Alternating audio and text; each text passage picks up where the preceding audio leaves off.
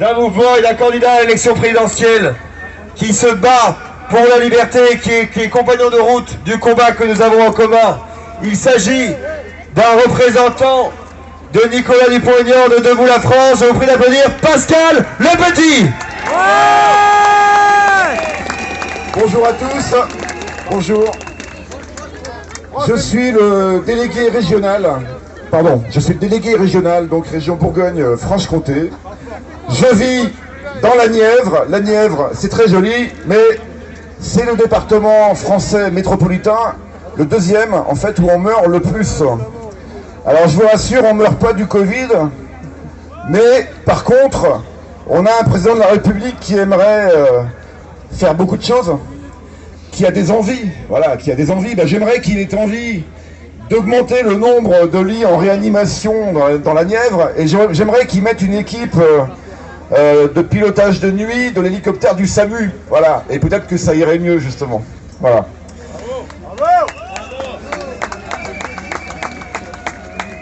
Dans la Nièvre, j'ai organisé des manifestations cet été contre le pass sanitaire et contre la vaccination obligatoire, et Nicolas Dupont-Aignan est venu apporter son soutien aux manifestants. Nicolas Dupont-Aignan qui, jour et nuit, et encore cette nuit jusqu'à 5 h du matin, a sauvé l'honneur du Parlement par son courage à l'Assemblée nationale.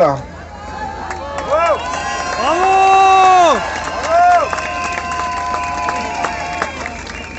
Contre le projet de loi du pass sanitaire puis vaccinal, et qui m'a demandé de vous lire ce message. J'ai souvent manifesté à vos côtés avec Florian Philippot, dont je salue la lucidité et le courage. J'aimerais tant être présent aujourd'hui, mais je suis en déplacement en province toute la journée. Merci d'être si nombreux. Vous êtes la France éternelle. Vous êtes la France qui ne renoncera jamais. Vous êtes la France libre.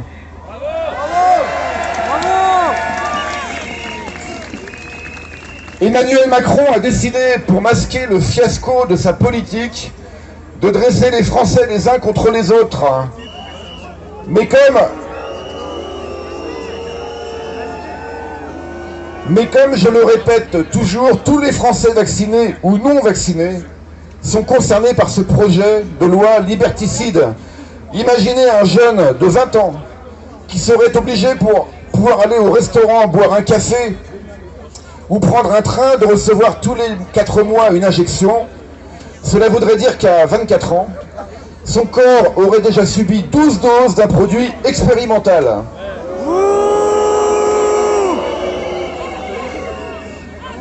Qui, doué d'un minimum de bon sens, pourrait être assez fou pour obéir à un ordre aussi délirant?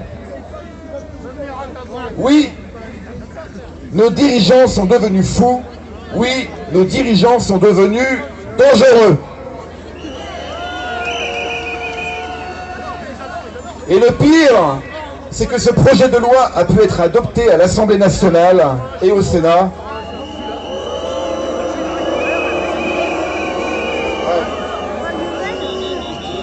Avec la complicité de députés et sénateurs socialistes et républicains.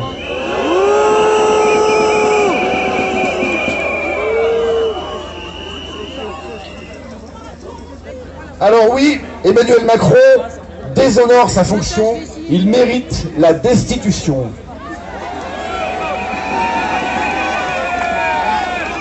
Mais dans notre malheur, nous avons une chance. Nous pouvons le destituer par notre bulletin de vote dans exactement 85 jours. Voilà notre arme, le vote. Si les 47 millions d'inscrits sur les listes électorales se décidaient enfin à se mobiliser comme vous le faites aujourd'hui, nous pourrions retrouver notre liberté perdue. Alors, aux urnes, citoyens, les 10 et 24 avril, ce sera notre réponse, ce sera notre sentence. Nous nous débarrasserons de ces tyrans.